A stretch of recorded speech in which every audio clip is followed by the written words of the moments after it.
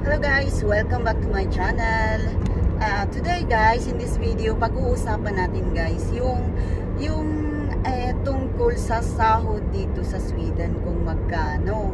Kasi may in-upload ako guys, kung napanood nyo yun, nabanggit ko doon na 24,000 yung minimum. Tapos may nag-comment doon na maling-mali daw yung sahod na sinasabi ko doon.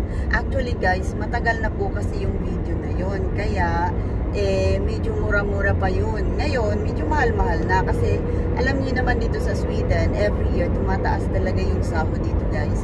Kahit hindi ka mag-demand sa sahod mo, tataas talaga dahil batas yun na every year, tataasan yung sahod mo. So yun nga ang sinasabi ko, na depende talaga guys kung ano yung trabaho mo dito sa Sweden. Hindi ko naman nilahat yung sinasabi ko doon na 24,000 ang minimum na sahod dito sa Sweden. Ang sabi ko doon is depende talaga kung ano yung trabaho mo. Ayun.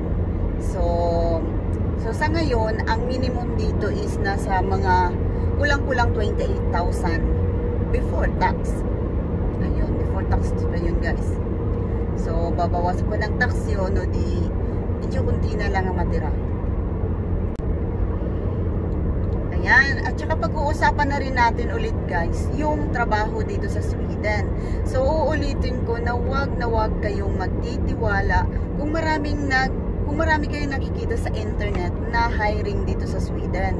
Kasi malamang fake yan guys. So, ingat kayo. Meron namang pumupunta dito guys na working visa, pero talagang direct sila ng kumpanya. Yung bang kumpanya mismo nag-hire sa kanila. Tsaka may kakilala sila, ganon. Pero pag wala kayong kakilala guys, walang nag-hire sa inyo, wag kayong maniniwala kung sa mga internet lang. Ang dami kong nakita sa Facebook guys na hiring daw sa Sweden, ganito mga factory. Hindi yan totoo talaga, promise. Pero may nag-comment doon na mga ano daw, hindi yan totoo. Pero yung mga nag-comment doon, sigurado mga nandito yan sa Sweden. Alam nila yung ano, alam nila na hindi basta-basta nag-hire ang Sweden. Kaya ganon. So, wag kayong magtitiwala, lalo na paghihingi sa inyo ng pera. Nako, impas. Ayun guys, so wag magtiwala ka agad. So, ganon. At saka, yun lang guys. Yun lang ang masasabi ko dun sa nag-comment na yung pinanood mong video is lumang video yon. Nakaraang mga ilang taon na yon. So, medyo mura-mura pa talaga yon. So, ngayon is umaabot na ng kulang-kulang 28,000 ang minimum na sahod dito. Pero depende pa rin sa trabaho mo, kung ano yung trabaho mo. So, ganun lang yun guys.